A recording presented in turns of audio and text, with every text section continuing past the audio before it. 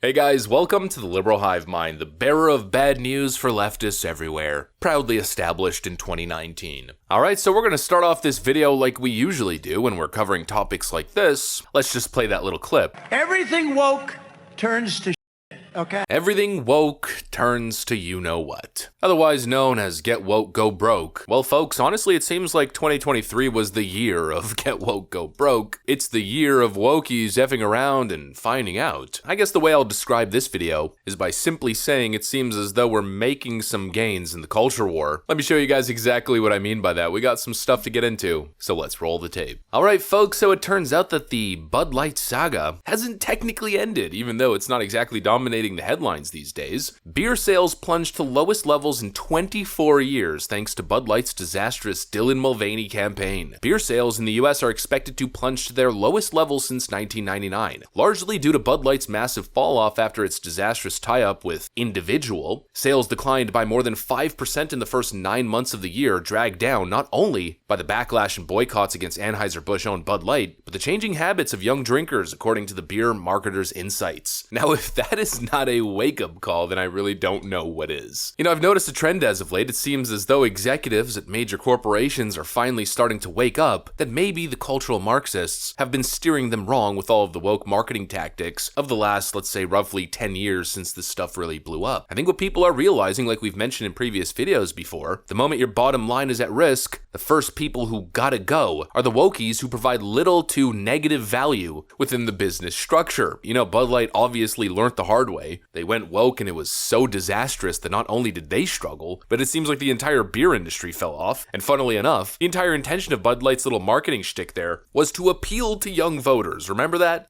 I'm a businesswoman. I had a really clear job to do when I took over Bud Light. And it was, this brand is in decline. It's been in decline for a really long time.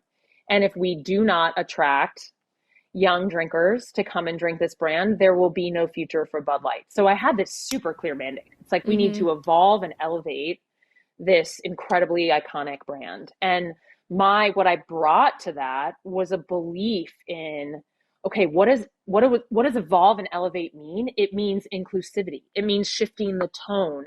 It means having a campaign that's truly inclusive and feels lighter and brighter and different and appeals to women and to men. And representation is at sort of the heart of evolution. You've got to see people who reflect you in the work. And we had this hangover. I mean, Bud Light had been kind of a brand of fratty, kind of out of touch humor. And it was really important that we had another approach. Well, what they ended up achieving instead was alienating everyone, including young voters. You know, there's this bogus narrative that Gen Z is woke and down with all the cultural Marxist hip stuff, but I feel like, nah, there's no way. Gen Z is probably the generation that is most frustrated with all the woke nonsense. And if you stereotype them and attempt to appeal to them with any of this extreme woke crap, well, they're gonna react like any other generation and simply walk away, and boy, that is exactly what has happened. But anyways, let's continue with this corporate cultural shift. The point that I was trying to get to earlier is that the wokies right now are the first on the chopping block. The moment the bottom line is at risk, you know exactly what's getting cut first, right? And look, it's not just at Netflix and other corporations that we've covered. It's also happening at some of the wokest tech corporations out there. Google, Meta, and other tech giants slashed DEI-related jobs resource groups in 2023. Tech giants like Google and Meta have slashed diversity, equity, and inclusion DEI programs in 2023, despite their commitments following the 2020 Black Lives Matter protests and riots. According to data provided by the job site Indeed, cited by CNBC, DEI-related job postings in 2023 have declined 44%. In November of 2023, the last full month for which the data was available, DEI job postings dropped 23% year over year. Layoffs at Google and Meta also include employees who held leadership roles in Black Employee Resource Groups, ERGs, CNBC said. Tavika Bridge, CEO of Bridge the Gap Consulting, which works with tech companies' DEI efforts,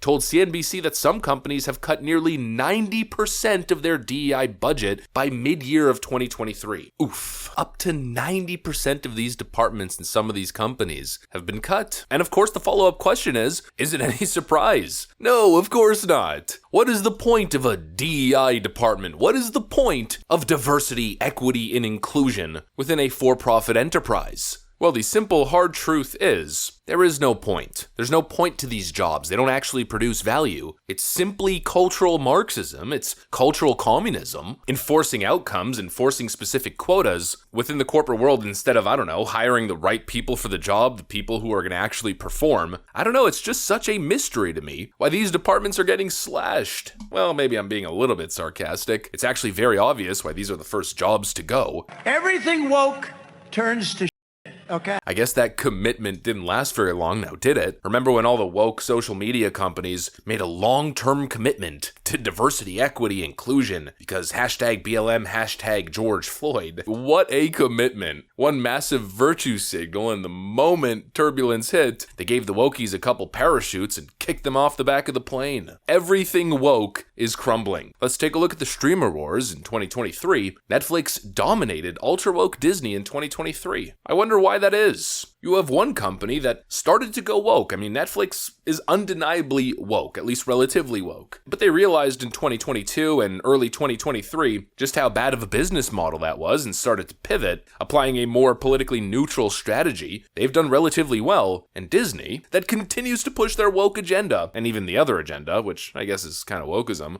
The showrunners were super welcoming, Meredith Roberts, and like our leadership over there has been so welcoming to my not at all secret gay agenda. They've committed to it fully. They refuse to back down. In fact, they were so committed to woke politics that they even attempted to blackmail Ron DeSantis into vetoing the Parental Rights and Education bill. And how has that worked out for him? It's been a year. Disney lost $11 billion.